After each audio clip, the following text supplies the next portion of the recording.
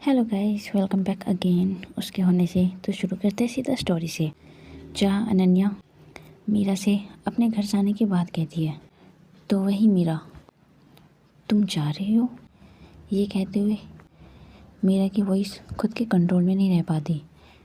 तो तभी अनन्या, आज सिर्फ थोड़े टाइम के लिए जा रही हूँ, खुद को समझने के लिए और सबको स्पेस देने के लिए। मेरा जाना अभी बहुत ज़रूरी हो गया है।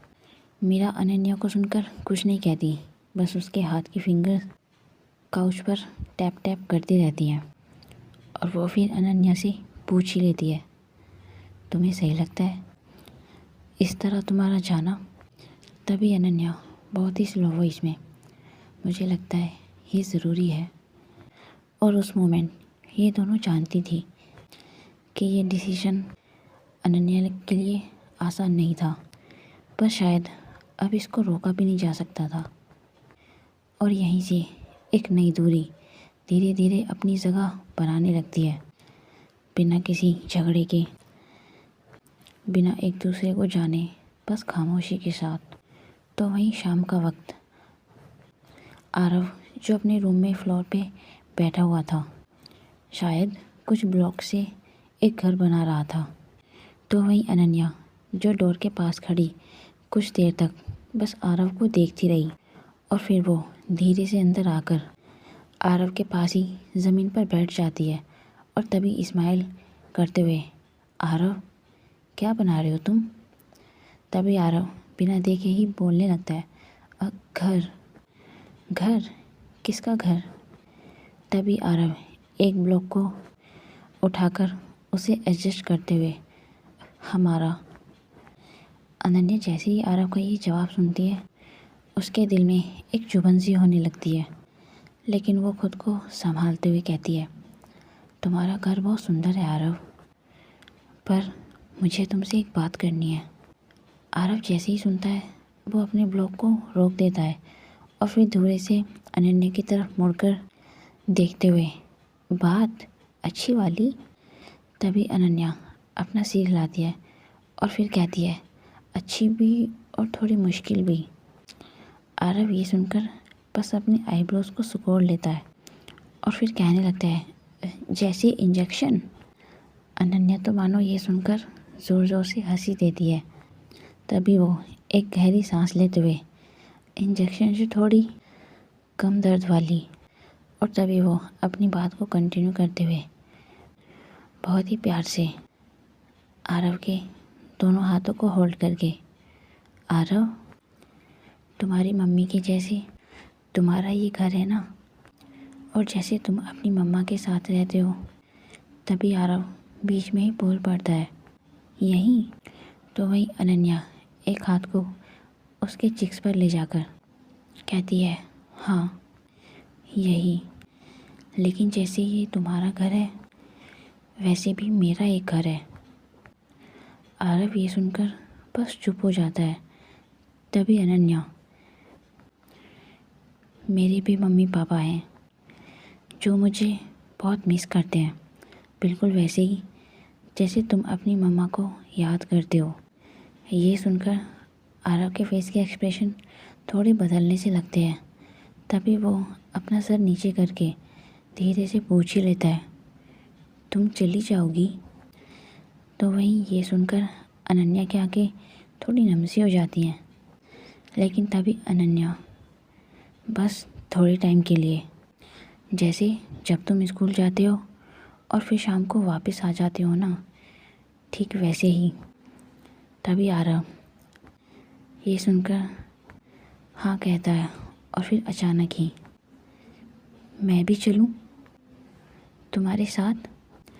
तभी अनन्या उसके फेस को पकड़कर ऊपर करने लगती है और फिर कहती है, मैं जानती हूँ। इससे पहले अनन्या अपनी बात कंप्लीट कर पाती, तभी आरव, मैं चलूँगा तुम्हारे साथ और मैं अच्छा बन के रहूँगा, मैं ज़्यादा बात भी नहीं करूँगा किसी से, आई प्रॉमिस। आरव की ये बात सुनकर अनन्या का दिल तो मानो पूरी तरह से भर ही आता है और उसकी आंखों में आंसू भर से जाते हैं। और फिर वो थोड़ा आरव के पास आकर अपने फोरहेड को आरव के फोरहेड से लगा देती है और फिर बहुत ही धीरे से आरव से कहती है, तुम पहले से ही बहुत अच्छे हो आरव, और तुम बिल्कुल भी अकेले नहीं हो। मैं तुम्हारे साथ हूँ और हमेशा रहूँगी।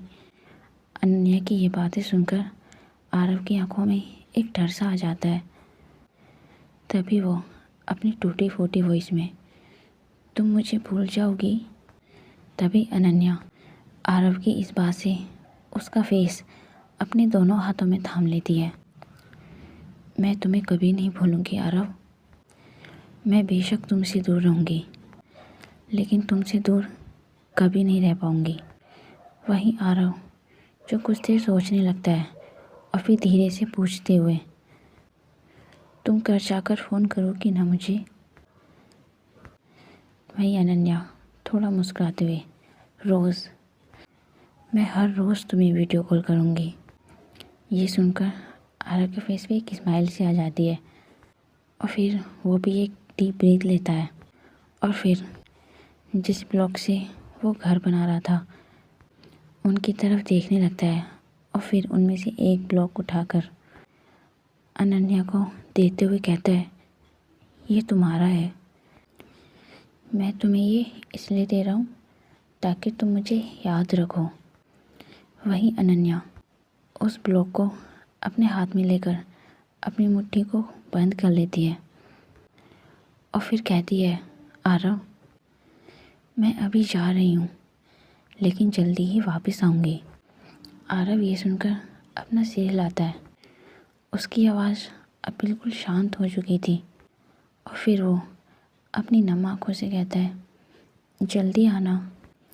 अनन्या आरव की हालत देखकर उसको ज़ोर से हग कर लेती है और बस उसकी पीठ को थपथपाने लगती है।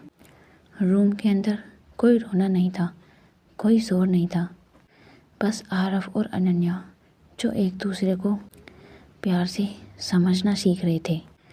और शायद एक यही वजह था कि आरव आखिरकार मान गया था।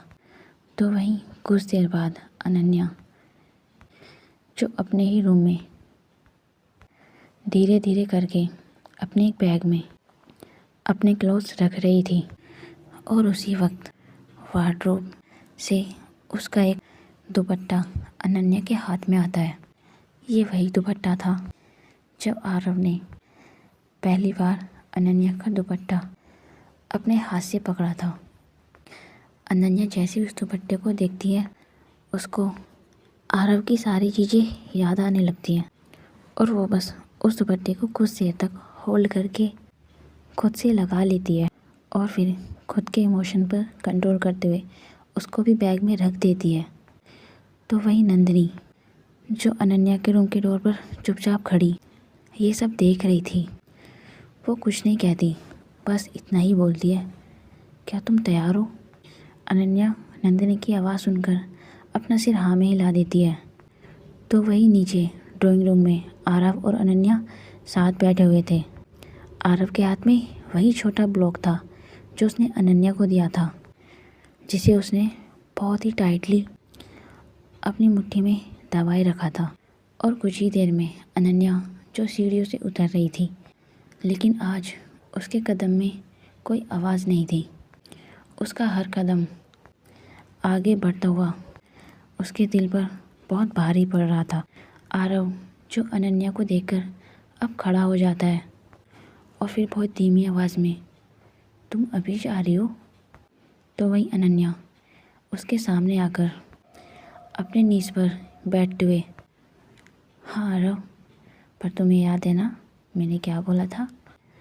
आरव ये सुनकर बस अपना सिर हिला देता है। उसकी आंखें आंसुओं से भर जाती हैं, लेकिन वो रोता नहीं है। अनन्या जो उसे अब हल्के से गले लगा लेती है, उतना ही जितना उस मोमेंट पर ज़रूरी था।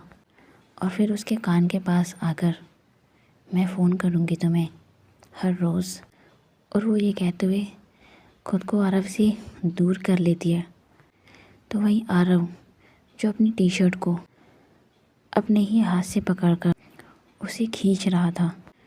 तो वहीं मीरा, जो थोड़ी दूरी से इन दोनों को देख रही थी, मीरा के फेस के एक्सप्रेशन कुछ खास नहीं थे, लेकिन वो अपनी आंखों से आंसू आज रोक भी नहीं पा रही थी।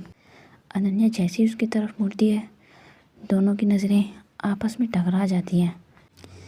इस बार कोई शर्म नहीं थी, कोई कन्फ्यूज़न नहीं थी, सिर्फ एक पेन था, शायद अलग होने का। तभी मीरा बस इतना ही कहती है, टेक केयर। अनन्या ये सुनकर कुछ सेकंड तो बस उसे देखती ही रहती है, और फिर बहुत धीमी आवाज़ में, तुम भी। तो वहीं कुछ ही मिनटों में नंदिनी जो कार का दरवाज़ा खोलती है, तो वहीं अनन्या जो एक आखिरी बार पीछे मुड़कर देखती है जहाँ आरव खड़ा हुआ था, छोटा सा लेकिन बहुत स्ट्रॉन्ग। तो वहीं मीरा भी जो ठीक उसी के पीछे खड़ी हुई थी, उसका एक हाथ आरव के शोल्डर पर रखा हुआ था, और बस ये दोनों अनन्या को जाते हुए देखते रहते हैं। तो वहीं अनन्या जैसे ही कार में बैठती है, कार अब धीरे धीरे आगे बढ़ रही थी, लेकिन आरव तब तक उस कार को देखता रहा जब तक वो कार उसकी आंखों से ओझल नहीं हो गई थी। और जैसे ही कार आगे चली जाती है, तभी मीरा अपने नीज पर बैठते हुए बिल्कुल आरव के लेवल पर आकर आरव को बस हग कर लेती है। आरव मीरा के इस बिहेवियर से कुछ नहीं कहता, और उस रात मीरा का घर बिल्कुल शांत था।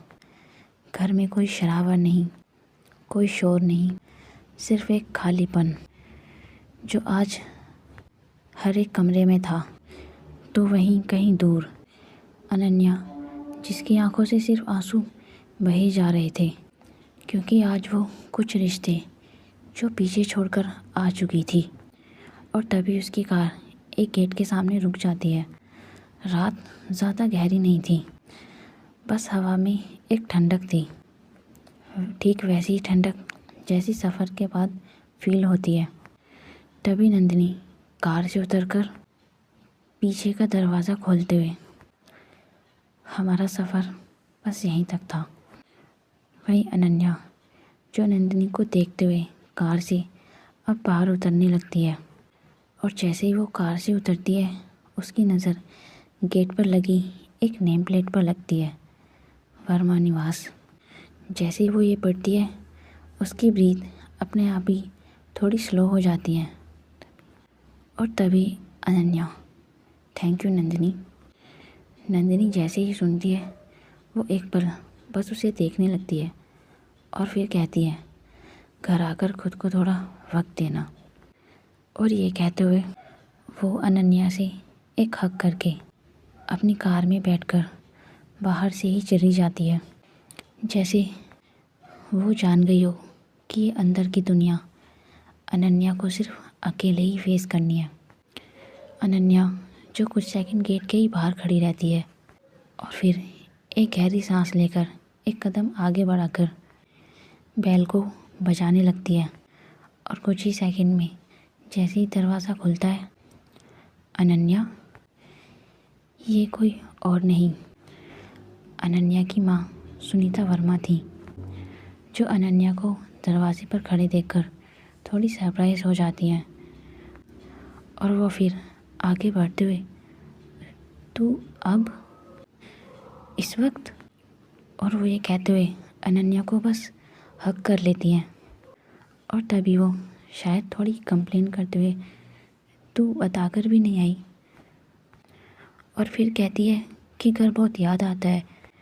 अनन्या जो कुछ नहीं कहती, बस अपनी आंखें बंद कर कर अपनी माँ के शोल्डर पर अपना सिर टिका देती है, और फिर बहुत धीरे से कहती है, मम्मा बहुत थक गई हूँ मैं। तभी सुनीता वर्मा उसकी पीठ थपथपाते हुए, तभी दूसरी साइड से घर के अंदर से एक खिलखिलाती हुई आवाज़ बहुत ज़ोर से आती है, दी आ गई क्या? और यह कहते हुए अगले ही पल उसकी छोटी बहन रिया वर्मा जो भागते हुए अनन्या के पास आती है और फिर अरे वाह, आप कब आई?